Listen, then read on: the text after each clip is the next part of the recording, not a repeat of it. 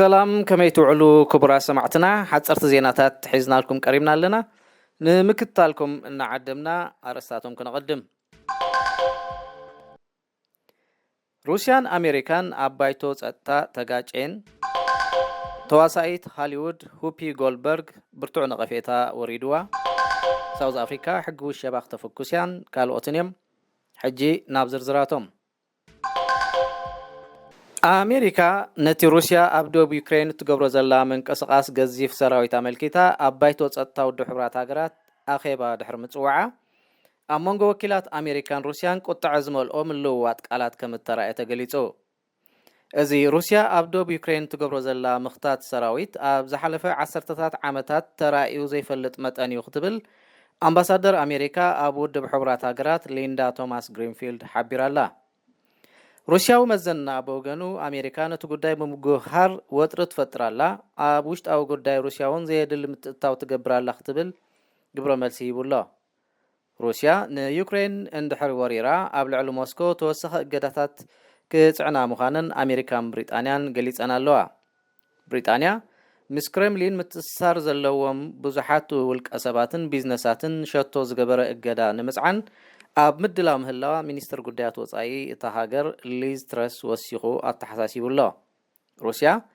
اب ዶብ ዩክሬን 100,000 ዝግመት ሰራዊት አጸጊዓ ምህላዋ ጸብጸባት የመልክቱ ህብብቲ ጸላም ተዋሳኢት ሃሊውድ ሆፒ ጎልበርግ ኣብ ሓደ ናይ ቴሌቪዥን ፕሮግራም ቀሪባ ኣብ ዝሃበቶ መግለጺ እቲ ሆሎኮስት እናተባለ ዝጽዋዕን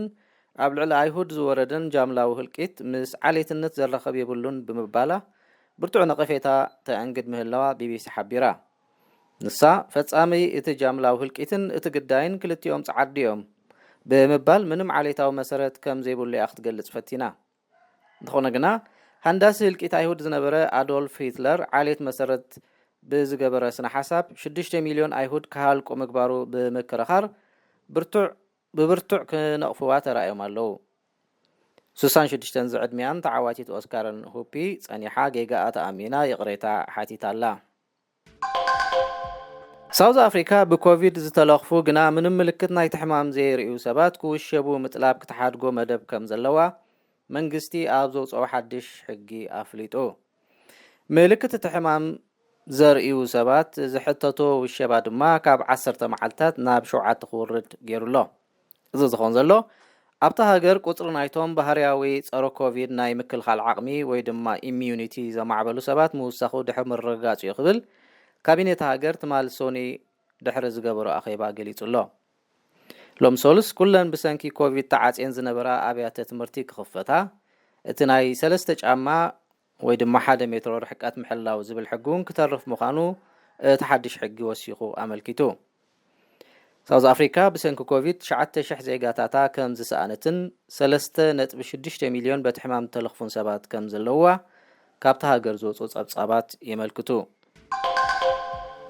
ኣመወዳእታ ኬንያ ንጥርጥራት ገበን ኣሕሊፋ ሂባ ኬንያ ነቶም ኣብ ብሪጣንያ ብገበን ቀትለት ዝድለዩ ክልተ ዜጋታት ብሪጣንያ ኣሕሊፋ ሂባ እዞም ክልተ ሰባት ኣብ ክሊማኒ ኣብ ዝተባሃለ ናይ ዕዳጋ ቦታ ናይሮቢ ከም እተታሕዙ ዳይሬክቶሬት ምርመራ ገበን እተሃገር ኣፍሊጡ እዞም ኣሌክስ ስሚዝ ዝተባሃለ ወዲ 19 ዓመት ኮተቴ ኣብ ካምደን ላንደን ኣብ 2019 ብምቕታል ዝጥርጠሩ ክልተ ሰባት ክስትለሙ ኣህጉራዊ ናይ መቐየዲ ፍቓድ ከም ዝወጸሎም እቲ ዳይሬክቶሬት ወሲኹ ገሊጹሎ ነቲ ስሕለት ኣብ ኣካላት ግዳይ ዘእተወ ሓደ ካብዞም ግበነኛታት ክኸውን ከሎ እቲ ካልኣይ ድማ ኣብቲ ገበን ዝተዋፈሩላ ዝተሰርቀት መኪና ዘዳለወ ይኽብል ሜትሮፖሊታን ፖሊስ ብሪጣንያ ገሊጹሎ ኣብቲ ቅትለት ኢድ ነይርዎም ዝበሃሉ ካልኦት ክልተ ገበነኛታት ኣብ ላንደን ተኣሲሮም ምህላዎም እቲ ዜና ወሲኹ ገሊጹ ባርኩራ ሰማዕትና ንሕጂ ኣዳሊናዮ ዝነበርና ዜናታት ኣብዚ ፈጺምና ኣለና ስለ እተኸታተልኩምና ነመስግን ሰላም